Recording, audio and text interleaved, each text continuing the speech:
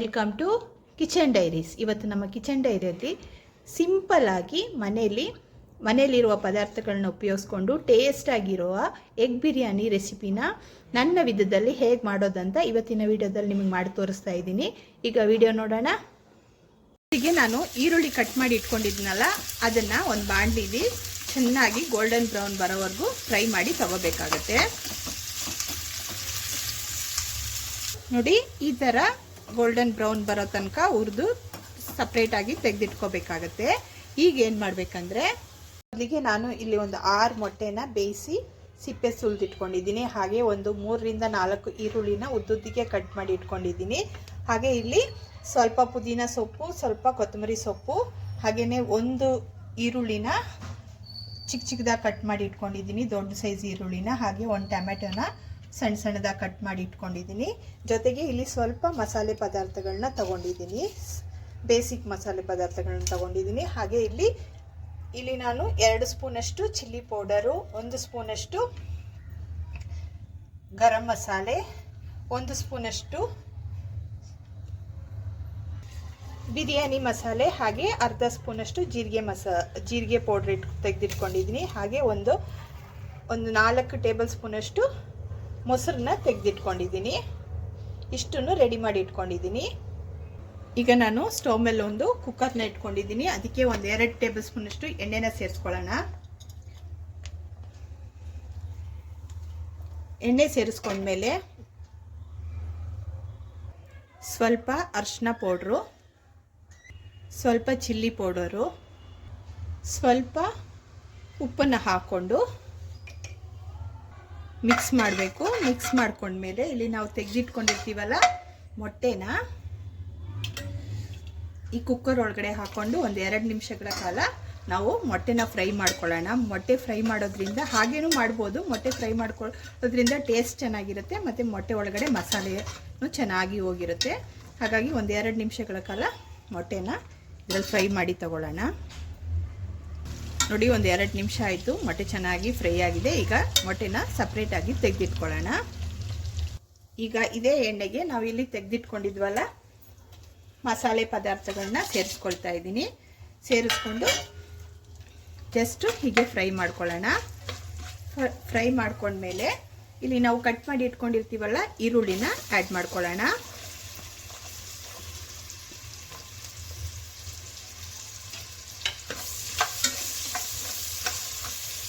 ಈರುಳ್ಳಿ ಚೆನ್ನಾಗಿ ಫ್ರೈ ಆಗಿದೆ. ಈ ಟೈಮಲ್ಲಿ ನಾವು ತೆಗೆದಿಟ್ಕೊಂಡಿದ್ವಲ್ಲ ಟೊಮೆಟೊ ಹಾಕ್ಕೋಬೇಕು. ಟೊಮೆಟೊ ಸ್ವಲ್ಪ ಹಾಕ್ಕೊಳ್ಳಿ, ಯಾಕಂದರೆ ಮೊಸರು ಸೇರಿಸ್ಕೊಳ್ತೀವಲ್ಲ ಹುಳಿ ಬಂದ್ಬಿಡುತ್ತೆ. ಹಾಗಾಗಿ ಟೊಮೆಟೊನ ಚಿಕ್ಕ ಸೈಜಲ್ಲಿರೋ ಹಂಗೆ ನೋಡಿಕೊಂಡು ಸೇರಿಸ್ಕೊಳ್ಳಿ. ಈಗ ಟೊಮೆಟೊ ಸ್ವಲ್ಪ ಮೆತ್ತಗಾಗಬೇಕು. ನೋಡಿ, ಈಗ ಟೊಮೆಟೊ ಸ್ವಲ್ಪ ಮೆತ್ತಗಾಗ್ತಾ ಬರ್ತಾ ಇದೆ. ಈ ಟೈಮಲ್ಲಿ ನಾವು ಇಲ್ಲಿ ತೆಗೆದಿಟ್ಕೊಂಡಿದ್ನಲ್ಲ ಮಸಾಲೆ ಪೌಡ್ರ್ಗಳನ್ನ ಒಟ್ಟಿಗೆ ಸೇರಿಸ್ಕೊಳ್ಳೋಣ. ಸೇರಿಸ್ಕೊಂಡು ಮಿಕ್ಸ್ ಮಾಡ್ಕೊಳ್ಳೋಣ.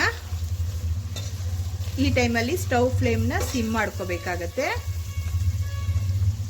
ಈಗ ನಾನು ಇದಕ್ಕೆ 1 ಸ್ಪೂನಷ್ಟು ಜಿಂಜರ್ ಗಾರ್ಲಿಕ್ ಪೇಸ್ಟನ್ನು ಹಾಕ್ಕೊಳ್ತಾ ಇದ್ದೀನಿ.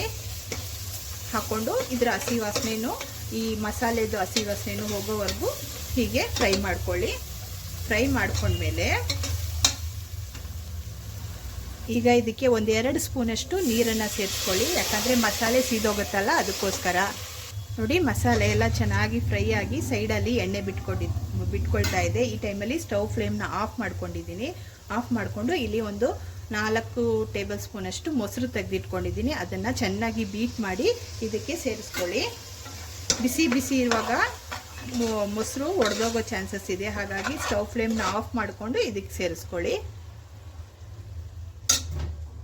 ಈಗ ಮತ್ತೆ ಸ್ಟವ್ ಫ್ಲೇಮ್ನ ಆನ್ ಮಾಡಿಕೊಂಡು ಇಲ್ಲಿ ನಾವು ಸ್ವಲ್ಪ ಪುದೀನ ಮತ್ತು ಕೊತ್ತಂಬರಿ ತೆಗೆದಿಟ್ಕೊಂಡಿದ್ನಲ್ಲ ಅದನ್ನು ಹಾಕ್ಕೊಳ್ಳೋಣ. ಅದನ್ನು ಸೇರಿಸ್ಕೊಂಡು ಚೆನ್ನಾಗಿ ಮಿಕ್ಸ್ ಮಾಡ್ಕೊಳ್ಳೋಣ.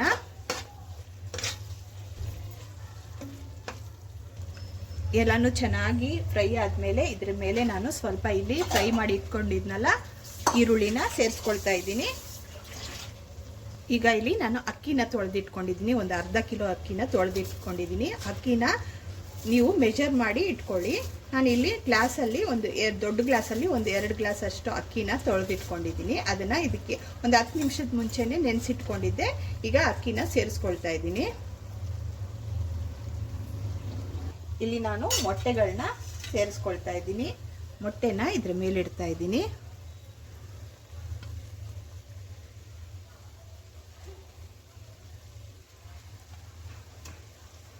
ಮೊಟ್ಟೆ ಹಾಕೊಂಡ್ಮೇಲೆ ಇಲ್ಲಿ ನಾವು ಫ್ರೈ ಮಾಡಿ ಇಟ್ಕೊಂಡಿರ್ತೀವಲ್ಲ ಅದನ್ನ ಸ್ವಲ್ಪ ಇದಕ್ಕೆ ಮೇಲೆ ಸೇರಿಸ್ಕೊಂಡು ಇಲ್ಲಿ ಪುದೀನ ಸೊಪ್ಪು ಮತ್ತು ಸ್ವಲ್ಪ ಕೊತ್ತಂಬರಿ ಸೊಪ್ಪನ್ನು ಇದ್ರ ಮೇಲೆ ಆ್ಯಡ್ ಮಾಡ್ಕೊಳ್ಳಿ. ಆ್ಯಡ್ ಮಾಡ್ಕೊಂಡ್ಮೇಲೆ ಇದ್ರ ಮೇಲೆ ಸ್ವಲ್ಪ ಚಿಲ್ಲಿ ಪೌಡ್ರನ್ನ ಸ್ಪ್ರಿಂಕಲ್ ಮಾಡ್ಕೊಳ್ಳಿ. ಆದಮೇಲೆ ನಾನು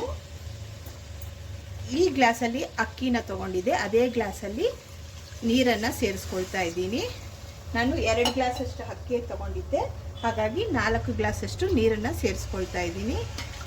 ಸೇರಿಸ್ಕೊಂಡ್ಮೇಲೆ ರುಚಿಗೆ ತಕ್ಕಷ್ಟು ಉಪ್ಪನ್ನು ಆ್ಯಡ್ ಮಾಡ್ಕೋಬೇಕು. ಉಪ್ಪು ನಿಮ್ಮ ಟೇಸ್ಟಿಗೆ ತಕ್ಕಂಗೆ ನೀವು ನೋಡಿಕೊಂಡು ಆ್ಯಡ್ ಮಾಡ್ಕೋಬೋದು.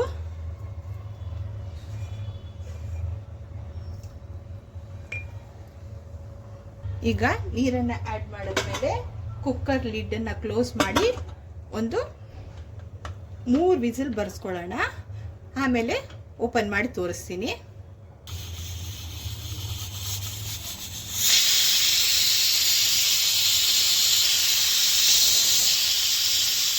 ನೋಡಿ 3 ವಿಸಿಲ್ ಆಗಿದೆ. ಈಗ ಸ್ಟವ್ ಫ್ಲೇಮ್ ಆಫ್ ಮಾಡಿಬಿಟ್ಟು ಒಂದು 10 ನಿಮಿಷ ಹಾಗೆ ತಣ್ಣಗಾಗಕ್ಕೆ ಬಿಡೋಣ. 10 ನಿಮಿಷ ಆಗಿದೆ. ಈಗ ಓಪನ್ ಮಾಡಿ ನೋಡೋಣ.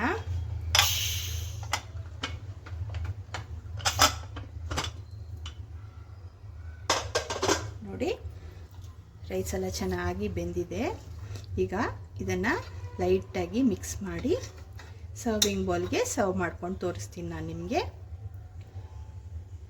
ನೋಡಿ ಸರ್ವಿಂಗ್ ಬೌಲ್ಗೆ ಸರ್ವ್ ಮಾಡ್ಕೊಂಡಿದ್ದೀನಿ. ಹಾಗೆ ಸ್ವಲ್ಪ ಫ್ರೈಡ್ ಆನಿಯನ್ ಇತ್ತಲ್ಲ ಅದನ್ನು ಅದ್ರ ಮೇಲೆ ಸ್ಪ್ರಿಂಕಲ್ ಮಾಡಿದ್ದೀನಿ. ತುಂಬ ಈಸಿಯಾಗಿದೆ.